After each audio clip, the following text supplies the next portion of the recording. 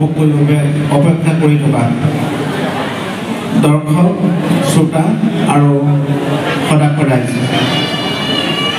প্ৰথমে মই ধন্যবাদ জ্ঞাপন কৰিছোঁ যে মোক ইয়ালৈ নিমন্ত্ৰণ কৰি আনি আপোনালোকে এটা পবিত্ৰ কৰ্ম সম্পন্ন কৰিবৰ কাৰণে মোক সুবিধা দিছে আৰু আপোনালোকে মোক যি মৰম আৰু ভাল পোৱা দিছে।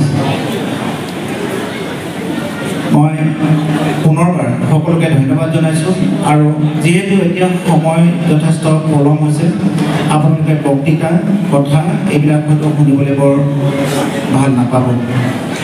আপোনালোকে ৰাস উপভোগ কৰিবৰ কাৰণে আহিছে, ৰাস চাবৰ কাৰণে আহিছে আৰু ইমান সুন্দৰ এটা পৰিৱেশ সৃষ্টি কৰিছে। প্ৰথমে মই পুনৰ ধন্যবাদ জনাইছোঁ যে এটা সুন্দৰ পৰিৱেশ সৃষ্টি কৰিছে আৰু আধ্যাত্মিকতাৰ যোগেদি আমাৰ সমাজখন কেনেকৈ পৰিৱৰ্তন কৰিব পাৰি, উঠি অহা প্ৰজন্মক আধ্যাত্মিকতাৰ যোগেদি কেনেদৰে দিগদৰ্শক হিচাপে আপোনালোকে কাম কৰিব পাৰি, এই সুন্দৰ চিন্তাটো আপোনালোকে লৈছে।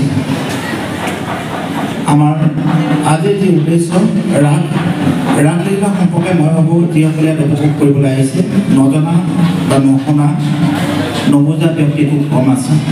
ৰাসৰ মূল কথাটো সকলোৱে জানে যে ৰসৰ পৰা ৰাস, য'ত ৰস থাকে তাতে ৰাস, ৰসী প্ৰেম, আমাৰ আত্মীয় যি সম্পৰ্ক, আত্মা পৰমাত্মাৰ মিলন, সকলো ইয়াত নিহিত হৈ থাকে। ৰাসে কেৱল শুকদেৱে হয়তো সেইকাৰণে কৈছিলে যে কলিযুগত মানুহে ৰাসলীলাক অকণমান বেছি অনুভৱ কৰিব। আচলতে এই চিন্তাটো যদি আমি কৰোঁ, তেতিয়াহ'লে আমি এটা কথা ভাবিব পাৰোঁ যে আমি নিজৰ ঠাইখনক যদি ভাল পাওঁ, তেতিয়াহ'লে আমি সেই ভাল পোৱাটো অন্তৰৰ পৰা গ্ৰহণ কৰিব লাগিব। আমি যদি অসমখনক ভাল পাওঁ, অসমখনক সেই চিন্তাৰে আমি গ্ৰহণ কৰিব লাগিব। নিজৰ দেশখনক যদি ভাল সম্পৰ্কে ৰাসলীলা সম্পৰ্কে এটা আলোচনা হ'ব, ইয়াত প্ৰদৰ্শন কৰা হ'ব, সেই আমাৰ নিজৰ ভগৱানজনক নিজৰ হিচাপে গ্ৰহণ কৰিব লাগিব। সেইটো হ'ল আমাৰ আধ্যাত্মিক চিন্তা, আধ্যাত্মিক দৰকাৰ। কামৰ সম্পৰ্কে উল্লেখ নাথাকিব, ইয়াত থাকিব প্ৰকৃতিক কেনেকৈ ভাল পাব লাগে, সমাজক কেনেকৈ ভাল পাব লাগে, মানুহক কেনেকৈ ভাল পাব লাগে, আমাৰ প্ৰকৃতিৰ চৰাই চিৰিকটি ইত্যাদি কেনেকৈ ভাল পাব লাগে, আত্মাৰ পৰমাত্মাৰ যিটো মিলন, সেই গোটেই কথাখিনি ইয়াত ৰাসত সন্নিৱিষ্ট হৈ আছে। গতিকে ৰাস মানে আমি ক্ষুদ্ৰ দৃষ্টিৰে যদি আমি চাওঁ, কেৱল নৃত্যৰ কথা যদি ভাবোঁ, অকল আনন্দৰ কথা বুলি ভাবোঁ, তেতিয়া নহ'ব।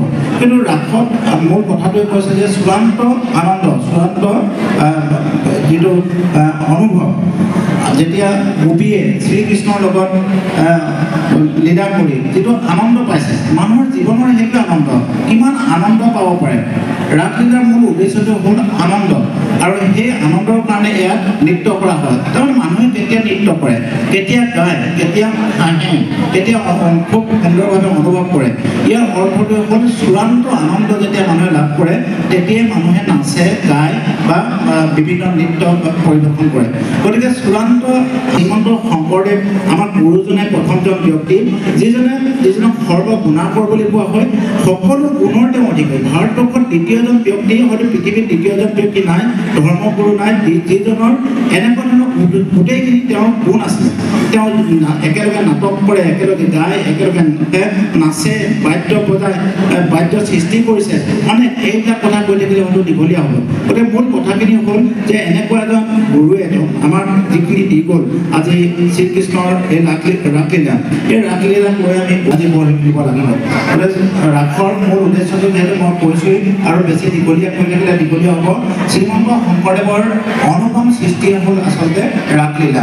গতিকে ৰাসত আমি আনন্দ আমি অনুভৱ কৰিব লাগিব আৰু সম্প্ৰীতি এখন সমাজ কৰিব লাগিব।